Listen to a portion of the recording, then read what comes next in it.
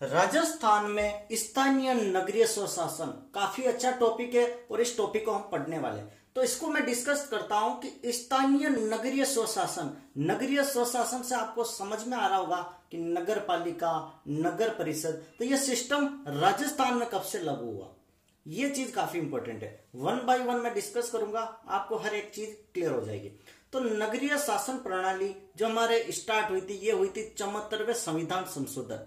और संशोधन में क्या होता है कि कोई कॉन्स्टिट्यूशन अपना लिखा होता है, जो संविधान लिखा होता है उसमें कुछ हेर बदल कर देना, कुछ चीजें ऐड कर देना या कुछ चीजें उनमें इंप्लीमेंट कर देना, वही होता है उसका संशोधन। तो इन्होंने क्या किया था कि 74th, इससे पहले 73 हो चुके थे, समझ रहे हो। तो 74th संशोधन किया था संविधान में, और उसमें 1992 को संवैधानिक दर्जा दे दिया। ठीक है, नगरीय शासन प्रणाली को इन्होंने 1992 में संवैधानिक दर्जा दे दिया। संविधान की तरफ से एक वेरीफाई कर दिया है कि हाँ भाई नगरीय शासन प्रणाली होगी। क्लियर है। तो देखो, सबसे पहले हमारे हिंदुस्तान में जो नगरीय शासन की स्थापना हुई थी वो हुई थी मद्रास में। ठीक है, मद्रास में 1667 में मद्रास में पहली नगर निगम बन गई थी। ठीक है, यहां तक क्लियर है। ओके, अब चलते हम राजस्थान में कैसे क्या स्टार्ट हुआ। तो कई बार आपके जो जयन का जो टॉपिक है उसमें 74वां संविधान संशोधन भी दे रखा है, तो ये मैं डिस्कस कर रहा हूं, ध्यान से सुनना। तो कह रहा 1992 का 74वां संविधान संशोधन अधिनियम। तो इस अधिनियम में क्या इंप्रूवमेंट किया, क्या चीज जोड़ी, क्या चीज हटाई, इसको हम डिस्कस करते हैं। ठीक है, तो ये कह रहा है कि 1992 का जो 74वां संविधान संशोधन अधिनियम था, इसमें क्या किया इन्होंने, नया भाग जोड़ा, एक नया चैप्टर, नया भाग जोड़ा, वो है 9 ठीक है, जो नया भाग जोड़ा वो भाग है 9 ठीक है, और इस भाग को जो जोड़ा इसको इन्होंने नाम दिया वो है नगर पालिका है। अभी तक नगर पालिका जैसा कुछ था नहीं। जिस दिन ये 9 ये संविधान में जोड़ा 74वें संविधान संशोधन में, तो एक नाम उजागर हुआ, एक नाम निकल के आया, उसको बोलते हैं नगर पालिका है। और इंग्लिश में बात करें दैट इज द म्यूनिसिपैलिटीज। ठीक है, म्यूनिसिपैलिटीज। ठीक है, यहां तक क्लियर हो गया। और एक अनुसूची भी जोड़ी गई, वो अनुसूची थी, वो थी 12वीं अनुसूची। क्वेश्चन पूछा जाएगा कि जो स्थानीय नगरीय स्वशासन था उसमें कौन सी अनुसूची जोड़ी गई, तो वो थी 12वीं अनुसूची। ठीक है, 9 जोड़ा गया। और इसमें क्या किया था कि जो नगर पालिका का था उसमें क्या 18 कार्यकारी विषय वस्तु का उल्लेख किया। जो नगर पालिका के कार्य क्या होंगे, तो 18 कार्यकारी विषय वस्तु का उल्लेख किया। और एक उपबंध भी जोड़ा गया, वो था 243 त से 243 य। इस चीज को याद रख लेना, रट लेना, क्योंकि देखो इसको एक्सप्लेन भी करूंगा तो कुछ नहीं, 243 त के बाद य, ये याद रख लेना। क्लियर है।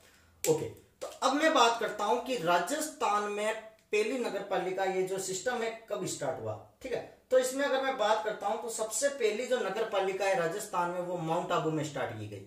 कब, 1864 और 65 में। ठीक है, लगभग 1864 में राजस्थान की पहली नगर पालिका बनी। इसके बाद 1866 में आती है अजमेर, 1867 में आती है ब्यावर, और जो 4th नंबर पर थी, ये 4 सीरीज तो आप याद रख लेना। ठीक है, जो 4th नंबर पे थी 1868 में, वो आता है जयपुर। ठीक है, तो क्लियर है। फर्स्ट माउंट आबू, फिर अजमेर, फिर ब्यावर, और 4th वन है that is the last one, वो है जयपुर।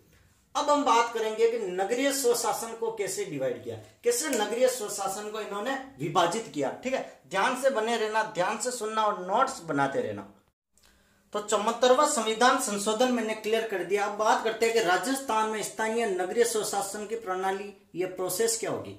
तो देखो, हर 5 साल में इलेक्शन होगा। ठीक है, तो जो भी सदस्य बनते, जो भी अध्यक्ष वगैरह बनते, तो वो 5 साल तक रहेगा, फिर से इलेक्शन होगा। ठीक है, निर्वाचन आयोग करवाएगा। और इसमें आरक्षण दिया कि 1/3 सीटें महिलाओं की होगी। ठीक है, फिर 2008 में इनको बढ़ाकर 50% कर दिया। क्लियर है। एक चीज इन्होंने कही थी कि SC ST OBC की जो भी आरक्षित सीटें होगी वो उस हिसाब से होगी, और लॉटरी सिस्टम होगा। लॉटरी निकलेगा, जिसका नाम आएगा उसको सीट मिल जाएगी। पॉइंट क्लियर है, यहां पर पॉइंट क्लियर है। ओके, अब कह रहा है कि नगरीय सिस्टम में राजस्थान में, अगर नगरीय सिस्टम की बात करूं तो 3 लेवल पे बताया। फर्स्ट है नगर पालिका, सेकंड है नगर परिषद, थर्ड है नगर निगम। नगर पालिका सबसे छोटा, इसमें 20,000 से ज्यादा जनसंख्या और 1 लाख से कम, तो मतलब 20,000 से 1 लाख तक लोग होंगे, तब जो बनेगा वो होगा नगर पालिका। अब अगर 1 लाख से 5 लाख की बात करता हूं तो बनेगा नगर परिषद, और नगर निगम बनेगा 5 लाख से ज्यादा। ठीक है, 5 लाख से ज्यादा जनसंख्या है, नगर निगम बन जाएगा। तो यहाँ पर जो मेयर आदमी होता है वो होता है अध्यक्ष, ठीक है, यहाँ पर होगा वो होगा अध्यक्ष, और यहाँ पर जो होगा नगर निगम में वो होगा महापौर। कौन होगा? महापौर, मेयर भी बोलते हैं इसको, क्लियर है, इसको मेयर भी बोलते हैं। तो अब सिलेक्शन कैसे होगा? तो क्या होगा कि फॉर एग्जांपल मैं नगर पालिका का एग्जांपल लूं तो नगर पालिका में क्या होंगे कि वार्ड पंच बनाए जाएंगे, इलेक्शन करवा के वार्ड पंच बनाएंगे, और कम से कम 13 वार्ड पंच होने चाहिए, और इनकी योग्यता क्या होगी? 21 साल के हो और मतदाता सूची में इनका नाम हो, क्लियर है।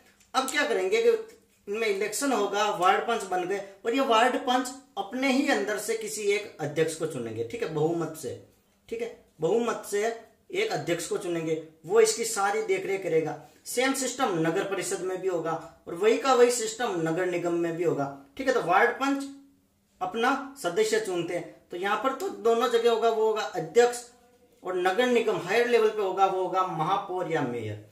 पॉइंट क्लियर है? तो यहां तक आई थिंक आपको स्थानीय नगरीय स्वशासन की व्यवस्था समझ में आ गई कि कैसे राजस्थान में स्थानीय नगरीय स्वशासन 74वें संशोधन में स्टार्ट किया और ये कैसे चलता है। आपको मैक्सिमम प्रोसेस और सारी प्रणाली समझ में आ गई होगी। तो अगर आपको यह वीडियो अच्छा लगा हो तो सबसे पहले इसको लाइक करें, शेयर करें, सब्सक्राइब करें, क्योंकि यार सब्सक्राइब वगैरह करोगे, शेयर करोगे, तब मुझे भी मोटिवेशन मिलता है कि हाँ आपको वीडियो समझ में आ रहा है। Thank you so much.